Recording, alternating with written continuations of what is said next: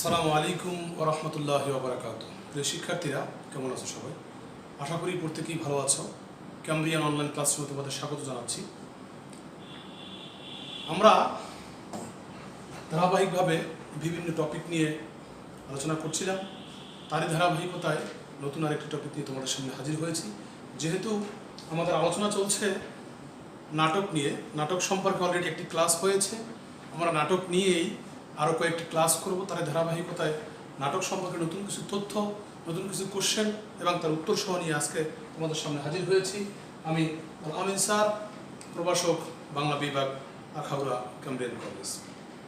আজকে আলোচনার শুরুতে আমরা পাঠ ঘোষণা করে নেব। আজকে কোন বিষয় নিয়ে আমরা আলোচনা করব, কোন টপিকগুলো আমরা আজকে পড়ব, সেই বিষয়গুলো আমরা আজকে দেখে নেব। দেখো, আমরা সিরাজউদ্দৌলা পড়ব। সিরাজউদ্দৌলা কে লিখেছেন আমরা আগেই জেনেছি। সিরাজউদ্দৌলা লিখেছেন সিকান্দার আবু জাফর। আজকে কোন টপিকগুলো আমরা পড়ব? দেখো, প্রথম বাংলা নাটক, অর্থাৎ বাংলা নাটকের যে সেই প্রথম বিষয়গুলো আমরা পড়ব। কি কি বিষয় আছে বাংলা নাটকের ক্ষেত্রে? প্রথম সিরাজউদ্দৌলা নাটক পড়ব আমরা। সিরাজউদ্দৌলা নাটকের কোন কোন বিষয়গুলো রয়েছে, সে মূল গুরুত্বপূর্ণ যে তথ্যগুলো রয়েছে সেই তথ্যগুলো আমরা পড়ব এবং অনুধাবনমূলক প্রশ্নগুলো আমরা কিছু অনুধাবনমূলক, সবগুলো না, এই রিলেটেড আমরা অনুধাবনমূলক প্রশ্নগুলো ব্যাখ্যা করতে চেষ্টা করব ইনশাআল্লাহ। তো আজকে পাঠ শেষে আমরা কি শিখবো? আমরা প্রথম যে বাংলা নাটক আছে এ সম্পর্কে বিভিন্ন তথ্য এগুলো বলতে পারবো, সিরাজউদ্দৌলা নাটক সম্পর্কে বলতে পারবো এবং অনুধাবনমূলক প্রশ্ন ব্যাখ্যা করতে পারবো। তো আমরা সরাসরি চলে যাই বাংলা নাটকের যে প্রথম যে বিষয়গুলো রয়েছে সেই বিষয়গুলো সম্পর্কে। দেখো, প্রথম যে ইনফরমেশনটি দেয়া আছে, প্রথম বাংলা নাটকের নাম ভদ্রার্জুন, লিখেছেন তারাচরণ শিকদার। দেয়া আছে, এখানে দেয়া আছে প্রথম বাংলা নাটক তারাচরণ শিকদারের ভদ্রার্জুন। আমরা এই তথ্যগুলো মনে রাখবো, কারণ এই তথ্য থেকে অনেক সময় জ্ঞানমূলক প্রশ্ন পরীক্ষা আসতে পারে। নাটকের প্রকৃত এবং যথার্থ উপস্থাপনা স্থল হচ্ছে মঞ্চ। আমরা জানি, যদিও বর্তমানে নাটক আমরা ইউটিউবের মধ্যে দেখি, সেখানে আসলে এরকম কোনো মঞ্চ নাই। সেখানে কি আছে, আমরা দেখি কোথাও মাঠে বসে, মাঠের চিত্র থাকে, মার্কেটের চিত্র থাকে, বিভিন্ন জায়গার নদীর চিত্র থাকে, বিভিন্ন জায়গার চিত্র আমরা নাটকের মধ্যে দেখতে পাই। তবে নাটক আজকে যেই পর্যায়ে চলে এসছে, এই পর্যায়ে কিন্তু ছিল না। নাটকের যথার্থ পরিবেশনা স্থল বা নাটক উপস্থাপন করাই হতো মঞ্চে। মঞ্চের সাথে নাটকের সাথে যেন ওতপ্রোতভাবে জড়িত আছে। যাই হোক, সাধারণত নাটকের চারটি বিষয়কে প্রাধান্য দেওয়া হয়। একটা হচ্ছে কাহিনী, চরিত্র এবং সংলাপ এবং পরিপ্রেক্ষিত। এই চারটি বিষয়কে নাটকে প্রাধান্য দেওয়া হয় এবং এই চারটি বিষয় বিবেচনা রেখেই মূলত নাটক রচনা করা হয়। তো আমরা এই বিষয়গুলো মনে রাখবো। চারটি বিষয় কি? কাহিনী, চরিত্র, সংলাপ এবং পরিপ্রেক্ষিত। নাটক সাধারণত 5 শ্রেণীতে বিভক্ত করা হয় নাটককে, বা 5টি শ্রেণীর নাটক রয়েছে সাধারণত। ট্র্যাজেডি নাটকের মূলে রয়েছে ব্যক্তি আত্মার দ্বন্দ্ব, বিক্ষুব্ধ তীব্র যন্ত্রণা আর হাহাকার। নাটকের একটা প্রকারের মধ্যে রয়েছে ট্র্যাজেডি নাটক, বিভিন্ন প্রকারের মধ্যে রয়েছে ট্র্যাজেডি নাটক। ট্র্যাজেডি নাটকের মূলে রয়েছে ব্যক্তি আত্মার দ্বন্দ্ব, বিক্ষুব্ধ চরিত্রের হাহাকার। এরপরে দেখো, সমাজ বা ব্যক্তির দোষ, অসঙ্গতি মানুষের সামনে তুলে ধরার জন্য যে নাটক মঞ্চায়ন করা হয় বা মঞ্চায়িত করা হয়, সেই নাটককে বলে কি? প্রহসন। আমরা যদি বইয়ের ভাষায় দেখি যে সমাজ বা ব্যক্তির দোষ, অসঙ্গতি বিশেষভাবে দেখানোর জন্য ব্যঙ্গ এবং বিদ্রূপমূলক নাটককে কি বলে? প্রহসন বলে। অর্থাৎ সমাজের মধ্যে নানান সমস্যা থাকে, বাজে লোক থাকে, খারাপ লোক থাকে, তারা নানা ধরনের খারাপ কাজ করে থাকে। তাদের এই কাজটাকে মানুষের সামনে তুলে ধরার জন্য, তাদের এই খারাপ কাজটাকে মানুষের সামনে তুলে ধরার জন্য ব্যঙ্গ এবং বিদ্রূপের মাধ্যমে আমরা বিভিন্ন সময় বিভিন্ন নাটক সিনেমাতে দেখে থাকি। নাটকের ভিতরে নাটক হয়, অর্থাৎ সিনেমার ভিতরে নাটক হয়, অর্থাৎ মঞ্চায়নের মাধ্যমে মানুষকে সতর্ক করা হয় যে এই কাজটা হচ্ছে খারাপ, এই কাজগুলো করা যাবে না, এরকম আমরা দেখে থাকি। তো এই নাটককে কি বলা হয়? প্রহসন বলা হয়। প্রথম বাংলা নাটকের অভিনয় হয় 1795 সালের 27 নভেম্বর। আমরা এই সালটা মনে রাখবো। প্রথম বাংলা নাটকের অভিনয় হয় 1795 সালের 27 নভেম্বর। কলিনকুল সর্বস্ব নাটকটির রচয়িতা রামনারায়ণ তর্করত্ন। এটি বাংলা সাহিত্যের প্রথম সার্থক নাটক। আমরা বাংলা সাহিত্যের প্রথম সার্থক নাটক পেয়েছি নাম হচ্ছে কুলিনকুল সর্বস্ব, লিখেছেন রামনারায়ণ তর্করত্ন। বাংলা সাহিত্যের প্রথম নাটকের নাম পেয়েছি ভদ্রার্জুন, লিখেছেন তারাচরণ শিকদার।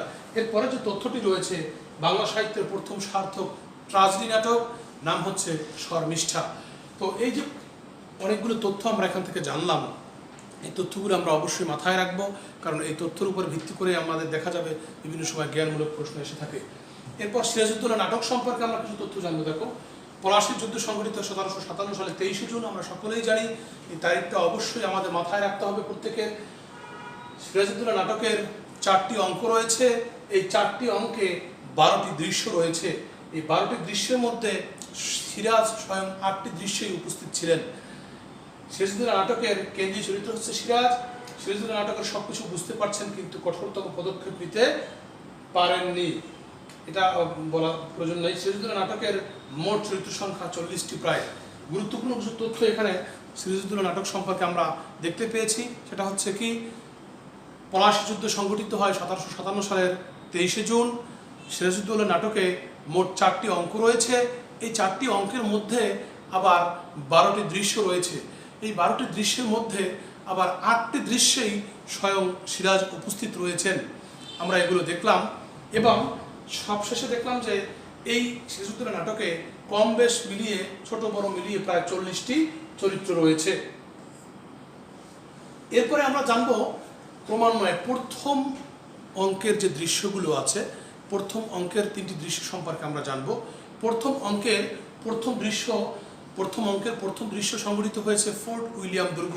তারিখটা যদি আমরা মনে রাখতে পারি 1756 সালের 19শে জুন, ভালো, নাম সমস্যা নেই, তবে এতটুকু মনে রাখবো, প্রথম অঙ্কের প্রথম দৃশ্যের কাহিনী সংঘটিত হয়েছে ফোর্ট উইলিয়াম দুর্গ। ফোর্ট উইলিয়াম দুর্গের কি কাহিনী সংঘটিত হয়েছে? এখানে নবাব কি করেছেন? নবাব ইংরেজ সৈন্যদেরকে আক্রমণ করেছেন। কেন আক্রমণ করেছেন? কারণ নবাবের অনুমতি উপেক্ষা করে, নবাবের আদেশ উপেক্ষা করে তারা কি করেছে, ফোর্ট উইলিয়াম দুর্গের মধ্যে অস্ত্র আমদানি করেছে এবং তাদের কুঠি নির্মাণ করেছে। এখানে দেয়া আছে, দেখো, কৃষ্ণবল্লভকে আশ্রয় দিয়েছে, অনেক কিছু দেয়া আছে।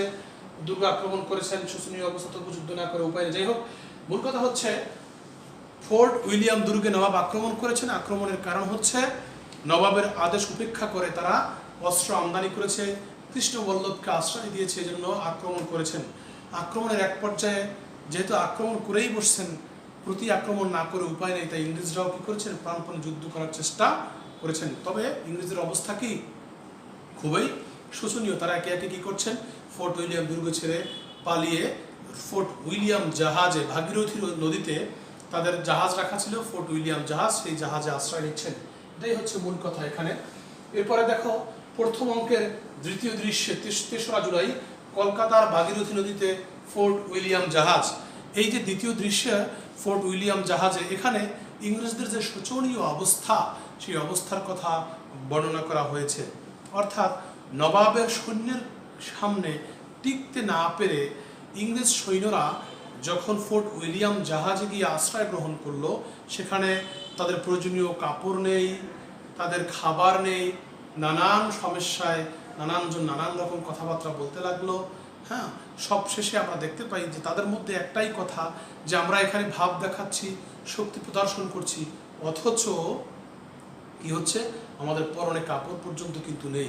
অর্থাৎ ইংরেজদের যে শোচনীয় অবস্থা, এক অমানবিক অবস্থার মধ্যে তারা পতিত হয়েছে, যুদ্ধে টিকতে না পারে ফোর্ট উইলিয়াম জাহাজের মধ্যে, সেই অবস্থার কথাই এই দ্বিতীয় দৃশ্য, অর্থাৎ প্রথম অঙ্কের দ্বিতীয় দৃশ্যে তুলে ধরা হয়েছে। এরপরে আমরা দেখো, প্রথম অঙ্কের তৃতীয় দৃশ্য 10ই অক্টোবর, ঘসেটি বেগমের বাড়ি। ঘসেটি বেগমের বাড়ি, এই ক্যারেক্টার সম্পর্কে আমরা কম বেশ সবাই জানি। ঘসেটি বেগম মানে হচ্ছে এক ঐতিহাসিক কলঙ্কিত চরিত্র। এই ঘসেটি বেগমের ষড়যন্ত্রের ফলেই মূলত সিরাজউদ্দৌলাকে কি করতে হয়েছে, পরাজিত হতে হয়েছে 1757 সালের 23শে জুন পলাশীর প্রান্তরে। ঘসেটি বেগমের বাড়ি মানেই কি ভালো কিছু? অবশ্যই নয়। ঘসেটি বেগমের বাড়ি মানেই হচ্ছে খারাপ কিছু। ঘসেটি বেগমের বাড়ি মানেই হচ্ছে নবাবের বিরুদ্ধে ষড়যন্ত্র, নবাবের বিরুদ্ধে নানান রকম কুটো চাল। তো সেই দৃশ্যই আমরা এখানে দেখব যে ঘসেটি বেগমের বাড়িতে কি করছে ইংরেজদের সাথে এবং সিরাজউদ্দৌলার বিরুদ্ধে কি করছে ঘসেটি বেগম এবং তার যে সহযোগী মির্জাফররা রয়েছে তারা কি করছে নানান রকম কূট কৌশল করছেন, নানান রকম ছক আঁকছেন কিভাবে নবাবকে সেখানে কি করা যায় পলাশীর প্রান্তরে পরাজিত করা যায়। এবং এখানে আমরা দেখব যে নবাবের পক্ষের যে গুপ্তচর রয়েছে রাইসুল জুহালা, সে কি করছে গুপ্তচর রাইসুল জুহালা কি করছে সে শিল্পী বেশে এখানে প্রবেশ করেছে। হঠাৎ করেই তাদের এই যে গোপন পরামর্শ, সেই গোপন পরামর্শ সবাই কে প্রবেশ করে বসে? সিরাজউদ্দৌলা প্রবেশ করে বসে। সিরাজউদ্দৌলা প্রবেশ করে সেখান থেকে তার যে খালা ঘসেটি বেগম রয়েছে সে ঘসেটি বেগমকে নিয়ে এসে রাজবাড়িতে কি করে বন্দি করে রাখে ধরা যায়, বা রাজবাড়িতে নিয়ে আসে, রাজপ্রাসাদের মধ্যে নিয়ে আসে, প্রাসাদে নিয়ে আসে এবং ঘসেটি বেগমের অভিশাপ। এবং এখান থেকে সিরাজউদ্দৌলা ঘসেটি বেগমকে রাজপ্রাসাদে নিয়ে আসার ফলে সে সিরাজউদ্দৌলাকে কি করে একের পর এক অভিশাপ দিতে থাকে। এই ছিল মোটামুটি আজকের যে আমাদের যে দৃশ্যভিত্তিক আলোচনা এই পর্যন্তই। তো আমরা প্রথম অঙ্কের 3টা দৃশ্য সম্পর্কে আমরা এখানে জানতে পারলাম। প্রথম দৃশ্য ছিল ফোর্ট উইলিয়াম দুর্গ। সেখানে আমরা কি দেখেছি? সেখানে ইংরেজ সৈন্যরা সিরাজউদ্দৌলার আদেশ উপেক্ষা করে অস্ত্র আমদানি করার কারণে সিরাজউদ্দৌলা তাদেরকে কি করে আক্রমণ করে। দ্বিতীয় দৃশ্য আমরা কি দেখলাম? সিরাজউদ্দৌলার আক্রমণে ইংরেজরা টিকতে না পেরে তারা ফোর্ট উইলিয়াম জাহাজে আশ্রয় গ্রহণ করে, সেখানে তাদের শোচনীয় অমানবিক অবস্থা আমরা দেখতে পাই। তৃতীয় দৃশ্যে আমরা ঘসেটি বেগমের বাড়ি দেখতে পাই। আর ঘসেটি বেগমের বাড়ি মানে হচ্ছে ষড়যন্ত্রের কারখানা, সেখানে সেই ষড়যন্ত্রের দৃশ্যই আমরা দেখি। কিন্তু তাদের ষড়যন্ত্রের দৃশ্য বাস্তবায়ন হওয়ার আগেই সিরাজউদ্দৌলা সেখানে প্রবেশ করে ঘসেটি বেগমকে রাজপ্রাসাদে নিয়ে আসে। এখন আমরা কিছু অনুধাবনমূলক প্রশ্ন এই অধ্যায় রিলেটেড আমরা জানার চেষ্টা করব। দেখো অনেক অনুধাবনমূলক প্রশ্ন আছে যেগুলো সরাসরি দৃশ্য থেকে হয়তো আসবে না, কারণ আমি এটা সিরিয়ালি করতে পারিনি। কারণ হচ্ছে এখানে আমি যে অনুধাবনমূলক প্রশ্নগুলি সাজিয়েছি তোমাদের টেস্ট পেপার থেকে সাজানো হয়েছে, যার কারণে সিরিয়ালি এখানে আসেনি। যাই হোক, প্রথম যে অনুধাবনমূলক প্রশ্নটি আছে, দেখো আমার নালিশ আজ আমার নিজের বিরুদ্ধে, এই উক্তিটি কার বা এই উক্তিটির তাৎপর্যটা কি? এই উক্তিটি হচ্ছে সিরাজউদ্দৌলার নিজের। সিরাজউদ্দৌলা নিজেই নিজের বিরুদ্ধে কি করছেন? নালিশ দিচ্ছেন। আমরা যদি লক্ষ্য করি যে সিরাজউদ্দৌলা মঞ্চে উপবিষ্ট আছেন, এই মুহূর্তে একজন লবণ বিক্রেতা রাজ দরবারে প্রবেশ করলো এবং তাকে যে ইংরেজরা অত্যাচার করেছে, নির্যাতন করেছে, সেই ইংরেজদের বিরুদ্ধে অভিযোগ নিয়ে আসলো। তো সিরাজউদ্দৌলা তার যে প্রধান সেনাপতি মির্জাফর তাকে এই বিষয়ে জিজ্ঞাসা করলেন। জিজ্ঞাসা করার এক পর্যায়ে মির্জাফর সিরাজউদ্দৌলাকে বলল যে নবাব কি আমাদেরকে সন্দেহ করছেন? নবাব কি আমাদের বিরুদ্ধে অভিযোগ আনছেন? নবাব যদি আমাদের বিরুদ্ধে অভিযোগ আনেন তাহলে তো দেশের জন্য কাজ করা আমাদের জন্য কষ্টকর হয়ে যাবে। তো এই দৃশ্য দেখে সিরাজউদ্দৌলা তখন মির্জাফরকে বললেন যে আজ কারো বিরুদ্ধে আমার নালিশ নেই, আজ আমার নালিশ আমার নিজের বিরুদ্ধেই। কারণ আমি এই দেশের রাজা, আমারই এই দেশের প্রজাদের নিরাপত্তা বিধান করা দায়িত্ব, কিন্তু আমি সেটা করতে পারিনি। যেহেতু আমি করতে পারিনি সেহেতু আজকের নালিশ আর কারো বিরুদ্ধে নয়, আজকের নালিশ আজকে আমার বিরুদ্ধেই। অর্থাৎ যেহেতু আমার প্রজারা কষ্ট পাচ্ছে, অন্যের দ্বারা নির্যাতিত হচ্ছে, এর জন্য আমি অন্য কাউকে দায়ী করছি না। কারণ আজকে যেহেতু আমি নিজে এই মসনদে উপবিষ্ট আছি, এই মসনদে যেহেতু আমি বসা আছি, সেহেতু আজকের এই যে প্রজাপীড়ন এর জন্য অন্য কেউ নয়, এর জন্য আমি নিজেই দায়ী। অর্থাৎ এই প্রসঙ্গে নবাব বললেন যে আজ আমার নালিশ আমার নিজের বিরুদ্ধে। কেন? আমি রাজাকালীন আমার প্রজারা কেন কষ্ট পাচ্ছে? শওকত জঙ্গ নবাব ফলে সকলের উদ্দেশ্য হাসিল হবে কেন? সহজ কথায়, শওকত জঙ্গ যদি নবাব হয় তাহলে সকলের উদ্দেশ্য হাসিল হবে এই জন্য, কারণ শওকত জং হচ্ছে ঘসেটি বেগমের পক্ষের লোক, শওকত জং হচ্ছে মির্জাফরের পক্ষের লোক, শওকত জং হচ্ছে ইংরেজদের পক্ষের লোক, সর্বোপরি শওকত জং হচ্ছে সিরাজের বিপক্ষের। যেহেতু সিরাজের বিপক্ষের আর অন্যদের পক্ষের স্বাভাবিকভাবেই শওকত জং যদি নবাব হয়, তাহলে কি হবে? সকলের উদ্দেশ্য হাসিল হবে, অর্থাৎ সিরাজ বিরোধী যে সমস্ত লোক রয়েছে সকলের উদ্দেশ্য হাসিল হবে। ইনি কি নবাব না ফকির? মির্জাফর সম্পর্কে ক্লাইভের এই উক্তির কারণ কি? ইনি কি নবাব না ফকির? মির্জাফর সম্পর্কে ক্লাইভের এই উক্তির কারণটা হচ্ছে, দেখো, সিরাজউদ্দৌলাকে যখন পলাশীর প্রান্তরে মির্জাফরের বিশ্বাসঘাতকতায় হারিয়ে দেওয়া হলো, ইংরেজদের কাছে যখন সিরাজউদ্দৌলা পলাশীর প্রান্তরে যুদ্ধে হেরে গেলেন, হেরে যাওয়ার পরে স্বাভাবিকভাবেই আগের কথা অনুযায়ী কে নবাব হবেন? এখন নবাব হবেন মির্জাফর। তো স্বাভাবিকভাবেই মির্জাফর কি করলেন, যেহেতু ক্লাইভ তাকে সহযোগিতা করেছে সৈন্য দিয়ে, নানানভাবে তাকে সহযোগিতা করেছে সৈন্য দিয়ে, বিভিন্নভাবে অর্থ করে দিয়ে, সে কি করছে, তার ভিতরে আসলে মির্জাফরের ভিতরে কি ছিল? ব্যক্তিত্বের অভাব ছিল। ব্যক্তিত্বের অভাব থাকার কারণেই মির্জাফর কি করছে, যেহেতু সে নবাব, স্বাভাবিকভাবেই সে নবাবই করবে, ওখানে বসে সে কারোর জন্য অপেক্ষা করবে না, অন্যরা তার জন্য অপেক্ষা করবে, কিন্তু সে সেটা না করে সে কি করলো, সে একেবারে বিনয়ের সহিত ভিখারির মতো, হ্যাঁ, সে ক্লাইভের জন্য মসনদের পাশে মসনদের হাতল ধরে দাঁড়িয়ে রইল, মসনদে সে বসলো না। যখন ক্লাইভ দরবারে এসে মির্জাফরের এই অবস্থা দেখলেন, তখন মির্জাফরকে উদ্দেশ্য করে ক্লাইভ বললেন যে ইনি কি নবাব না ফকির? কারণ নবাব তো নবাবের মতো নবাবী জায়গায়, অর্থাৎ সিংহাসনে বসে থাকবেন, সে সেটা না করে হাতল ধরে দাঁড়িয়ে আছে, মনে হয় যেন তিনি একজন ফকির। আশা করি বুঝতে পেরেছ। রবার্ট ক্লাইভ নারীর ছদ্মবেশে মিরনের বাড়িতে এসেছিল কেন? আচ্ছা, রবার্ট ক্লাইভ নারীর ছদ্মবেশে মিরনের বাড়িতে আসার কারণ হচ্ছে, আমরা জানি মিরন হচ্ছে এই নাটকের চরিত্রহীন একটি চরিত্র, অর্থাৎ তার চরিত্র ভালো নয়, তিনি সবসময় নারী নিয়ে থাকেন। তো স্বাভাবিকভাবেই নারী নিয়ে যেহেতু তিনি থাকেন, তার বাড়িতে নারীদের বিভিন্ন আনাগোনা ছিল। নারীদের আনাগোনা থাকার কারণে নবাবও ওরকমভাবে তাকে সন্দেহ করতো না যে স্বাভাবিকভাবেই মিরনের বাড়িতে নারীরা যেতেই পারে। তো যাতে করে নবাব বিরোধী ষড়যন্ত্রের জন্য ক্লাইভের ওখানে প্রবেশ করা প্রয়োজন, তা ক্লাইভ কি করলেন, নারীর ছদ্মবেশ নিলেন, যাতে করে নবাব তাকে সন্দেহ করতে না পারে।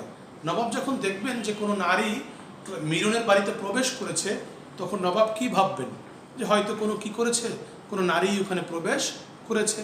তো ওখানে যে ক্লাইভ প্রবেশ করতে পারে এটা নবাব সন্দেহই করবেন না, অর্থাৎ এই জন্যই ক্লাইভ কি করলেন, নারীর ছদ্মবেশে ওখানে প্রবেশ করলেন মিরনের বাড়িতে, কারণ তাতে করে নবাব তাকে সন্দেহ করতে না পারে। ব্রিটিশ সিংহ ভয়ে লেজ গুটিয়ে পালিয়েছে, এবার লজ্জার কথা ব্যাখ্যা করো। এই উক্তিটি হচ্ছে উমিচাঁদের। নবাব সৈন্যরা যখন ব্রিটিশদেরকে আক্রমণ করলো, ফোর্ট উইলিয়াম দুর্গ আক্রমণ করলো, নবাবের আক্রমণের কাছে ইংরেজ সৈন্যরা যখন টিকতে পারলো না পারার কারণে একে একে ইংরেজরা সবাই কি করলো, পালিয়ে যেতে লাগলো। এমনকি ইংরেজদের যে প্রধান ক্যাপ্টেন ক্লেটন, উইলিয়াম ডিউক, সবাই কি করলো, পালিয়ে যেতে থাকলো।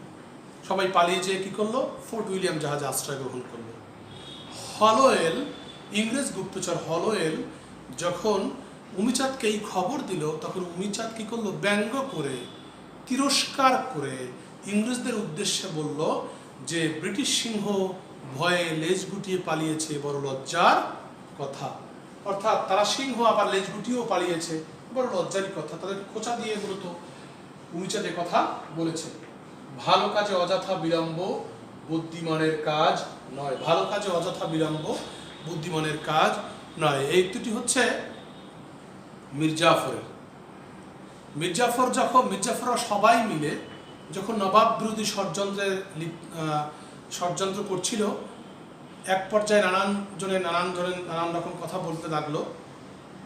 যেহেতু তারা নবাবের বিরুদ্ধে ষড়যন্ত্র করবে, এই কাজটাকে তারা একটা ভালো কাজ বলে মনে করছে, নবাবকে তারা সিংহাসন থেকে নামিয়ে দেবে, এই কাজটাকে তারা একটি মহৎ কাজ মনে করছে। যেহেতু এই কাজটি তাদের কাছে একটি মহৎ কাজ, তাদের কাছে একটি ভালো কাজ, তাই তারা কি করতে চাচ্ছে, যত তাড়াতাড়ি সম্ভব তাদের এই কাজটাকে তারা শেষ করতে চাচ্ছে, হাসিল করতে চাচ্ছে। তাদের এই পরামর্শটাকে তারা খুব তাড়াতাড়ি শেষ করতে চাচ্ছে। তো বিভিন্নজন বিভিন্ন বিষয় নিয়ে কথা বলতে লাগলো। এক পর্যায়ে মির্জাফর সকলকে উদ্দেশ্য করে বলল, ভালো কাজে অযথা বিলম্ব করা বুদ্ধিমানের কাজ নয়, অর্থাৎ যত তাড়াতাড়ি সম্ভব আমরা যে মহৎ কাজটা করতে যাচ্ছি সেই মহৎ কাজটা, অর্থাৎ সিরাজের বিরুদ্ধে যে আমরা ষড়যন্ত্র করতে যাচ্ছি সেই ষড়যন্ত্রের চূড়ান্ত একটা অবস্থা আজকের মধ্যেই এবং এখনই এই মুহূর্তেই করে নেওয়া উচিত, কারণ ভালো কাজে অযথা বিলম্ব বুদ্ধিমানের কাজ নয়। প্রিয় শিক্ষার্থীরা, আজকে এই পর্যন্তই আমাদের আলোচনা ছিল। যদি এর মধ্যে তোমাদের কোনো প্রশ্ন থেকে থাকে আমরা অবশ্যই কী করব, মেসেঞ্জারে আমাকে নক করবে, আমি অবশ্যই ইনশাআল্লাহ তোমাদের সেই প্রশ্নের উত্তর দিয়ে দেবো।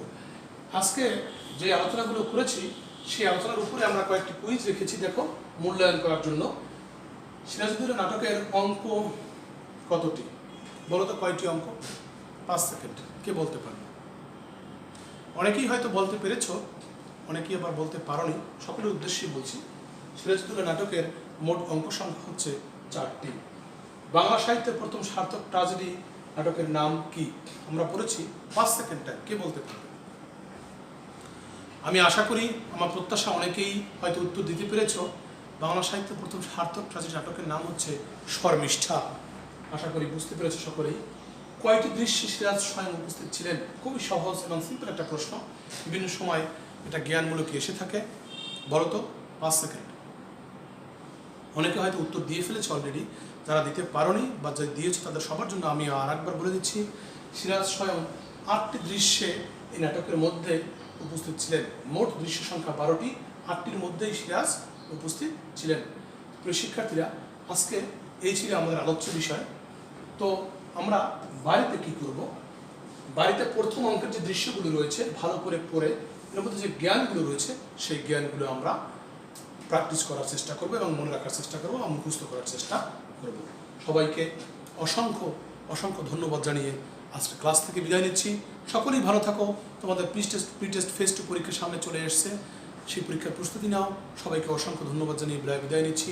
আল্লাহ হাফেজ। আসসালামু আলাইকুম ওয়া রাহমাতুল্লাহি ওয়া বারাকাতুহু।